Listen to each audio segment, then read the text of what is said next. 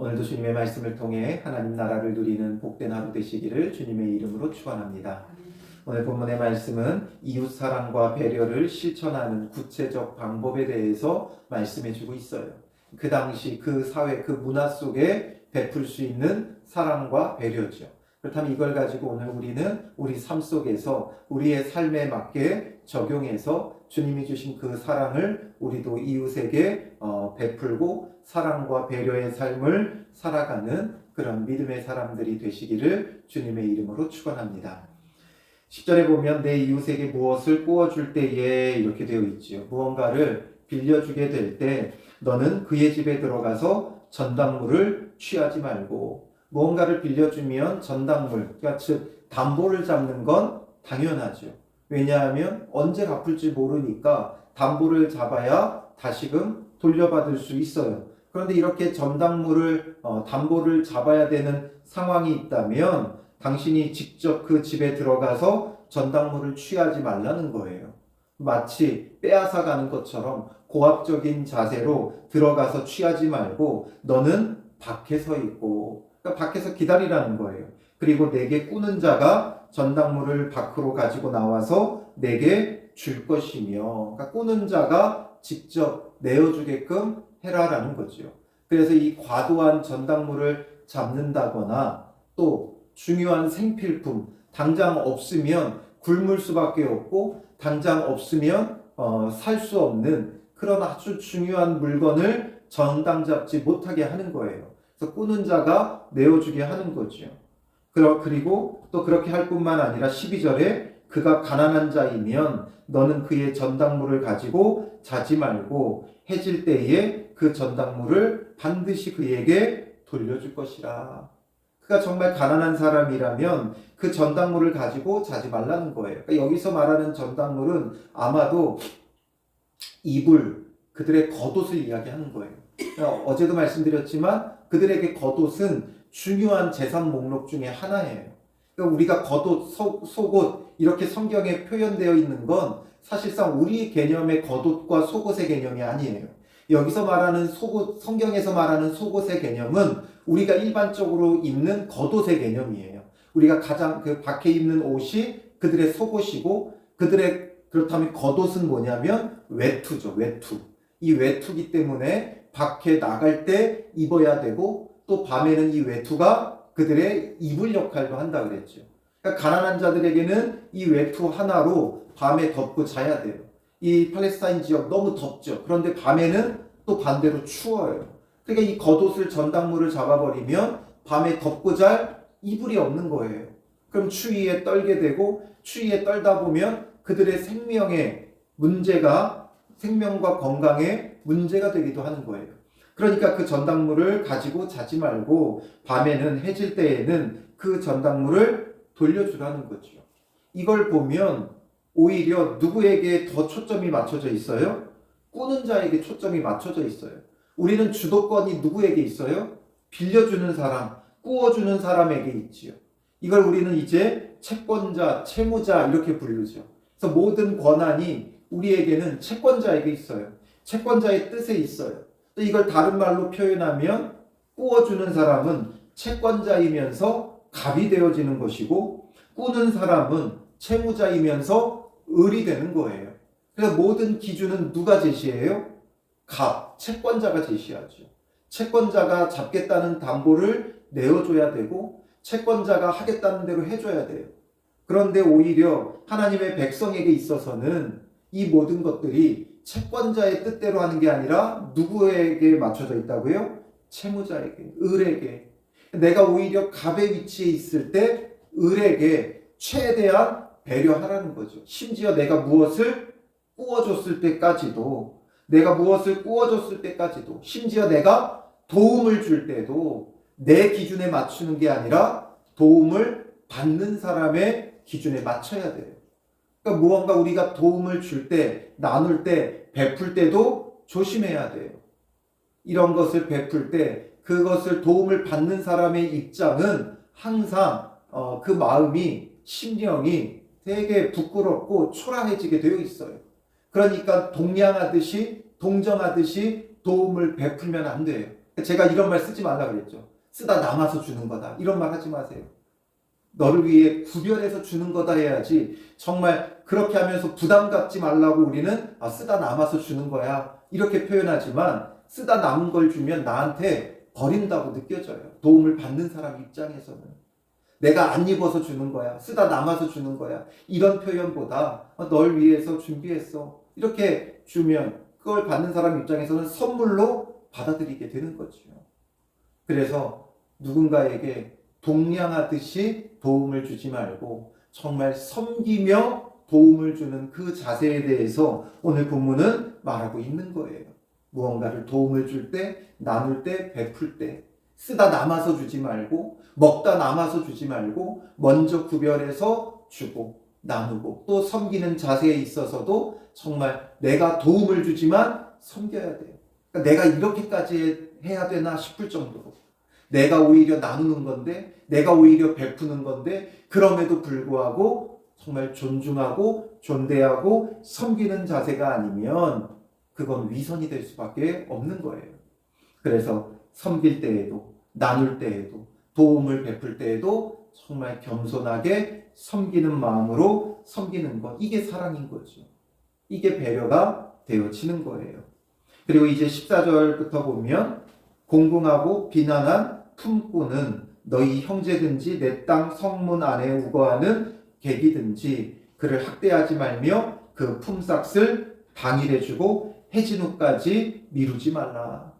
품꾼이 있다면 그 품꾼에게 학대하지 말고 품삯을 당일해 주라는 거예요. 당일 지급하라는 거죠. 이건 예나 지금이나 아주 중요한 부분이에요. 가난한 사람이라면 형제나 타국인이나 상관없어요. 이 가난한 사람은 하루 일해, 하루 벌어, 하루 먹고 사는데 그걸 당일에 주지 않고 하루 이틀 미루게 되면 그 사람은 오늘 먹을 게 없는 거죠. 그러니 대가를 지불함에 있어서도 내가 돈을 주니까, 내가 사장이니까, 내가 돈을 내니까 자기가 뭔가 주인인 것처럼 자기 마음대로 그 돈을 쥐고 이랬다 저랬다 하는 사람들이 있지.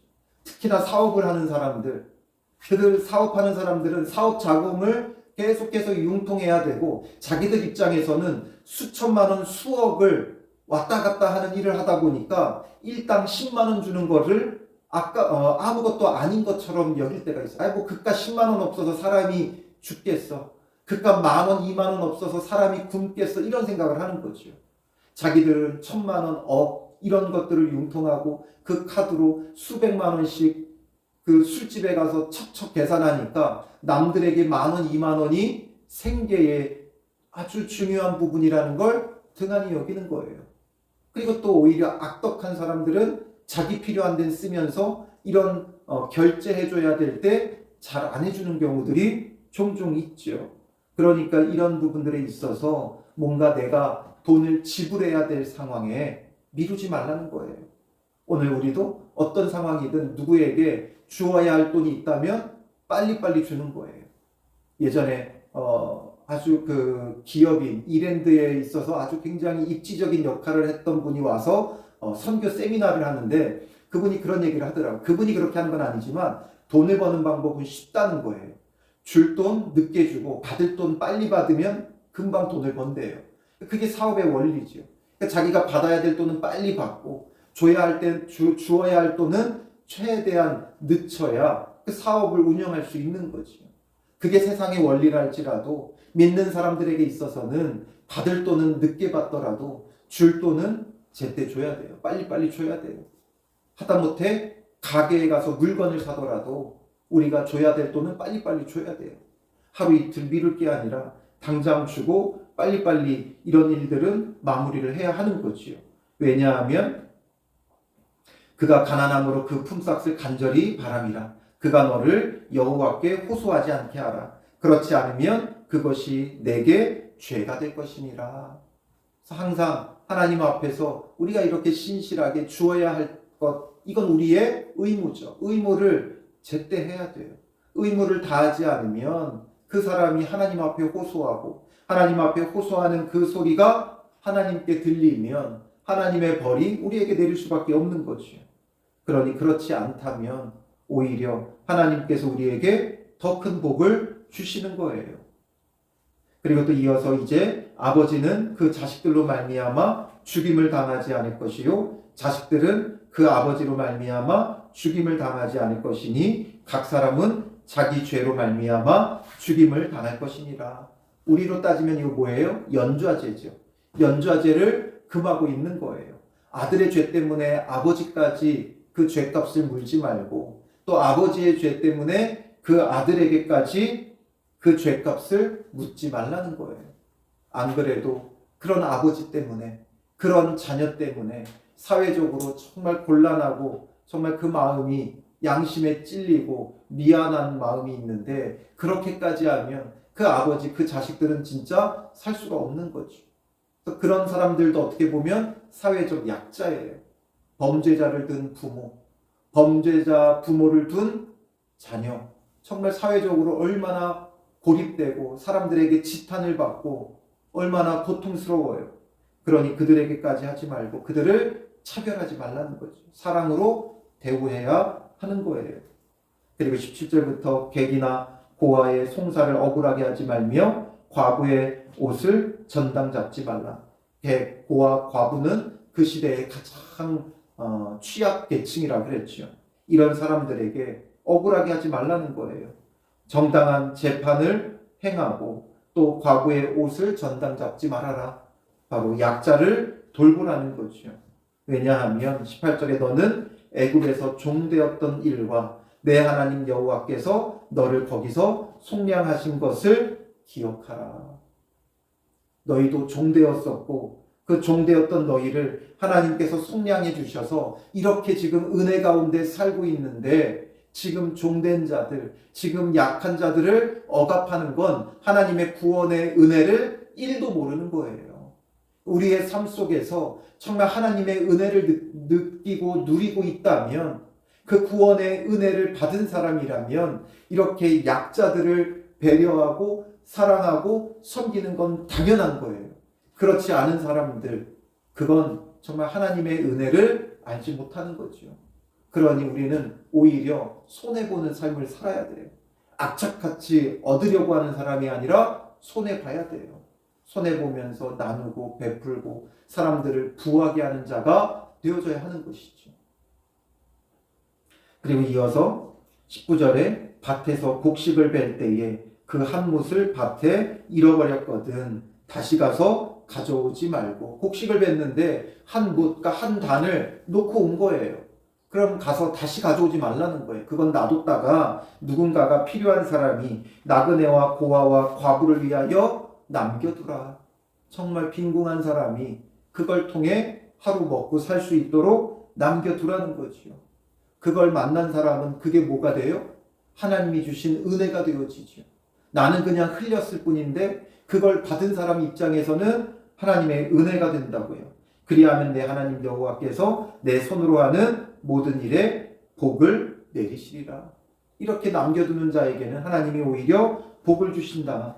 또 20절에 내 감람나무를 떤 후에 그 가지를 다시 살피지 말고. 한번 이렇게 감람나무의 열매를 훑었어요. 그러면 다시 살피지 말라는 거예요. 또 가서 혹시나 내가 못 딴 게 있나 이것을 가서 살피지 말라는 거죠. 왜냐하면 그 남은 것은 객과 고아와 과부를 위하여 남겨두며, 그리고 또 내 포도원의 포도를 딴 후에 그 남은 것을 다시 따지 말고 객과 고아와 과부를 위하여 남겨두라. 항상 추수할 때에 한번 이렇게 추수했으면 거둬들였으면 다시 살피지 말라는 거예요. 우리는 혹시나 놓친 거 있을까 다시 살피고 또 다시 살피죠. 아주 씨를 말린다 그러죠. 그래서 다시 살피고 다시 살피지만 하나님의 백성들은 그렇게 하지 말라는 거예요. 남겨두라는 거예요. 그래야 없는 사람들이 그걸 나중에 자기의 필요를 따라 가져갈 수 있죠. 그리고 앞서서 어떻게 말했어요? 들어가서 따 먹어도 된다 그랬죠. 다만 그릇에 담거나 낫을 대면 안 돼요. 그러니까 그런 것들 정말 필요한 대로 일용할 양식으로 먹을 사람들을 위해 남겨두라는 거죠. 나의 저장을 위해, 저장하기 위해 정말 싹 훑는 게 아니라 남겨둬야 돼요. 요즘 젊은 사람들의 하는 신조어 중에 영끌이라는 말이 있죠. 아시죠? 영혼까지 끌어모은다 이거예요. 그러니까 뭘 하기 위해 정말 영혼까지 싹싹 끌어 모아가지고 무언가를 하려고 하는 게 이 시대의 정신이죠. 그러나 우리에게는 믿는 사람들에게 영끌이라는 말은 어울리지 않아요. 남겨둬야 돼요. 누군가가 필요를 따라 가져다 쓸 수 있도록, 누군가가 필요를 따라 가져다 먹을 수 있도록 남겨두고 나누는 삶이 되어야 돼요. 싹싹 끌어 모으는 게 답이 아니라 오히려 남겨두는 거예요. 쓰고 나누고 베풀어야 돼요. 남겨둔다는 것의 반대는 저장하는 거죠. 우리는 정말 저장하는 걸 너무 좋아해요. 이제는 우리가 저장하는 습관을 버리고 남겨두고 나누고 베풀어야 돼요. 그래서 구체적으로, 더 구체적으로 오늘 말씀은 결국 연약한 사람들을 위해 내가 오히려 더 우월한 위치, 갑의 위치에 있을 때에 정말 힘써서 나누고 베풀고 섬기라는 거예요. 내가 정말 힘을 다해 나누고 베풀고 섬기고 낮아져서 존중하고 심지어 꾸어주는 자리에 있어도 낮아져서 섬겨야 돼요.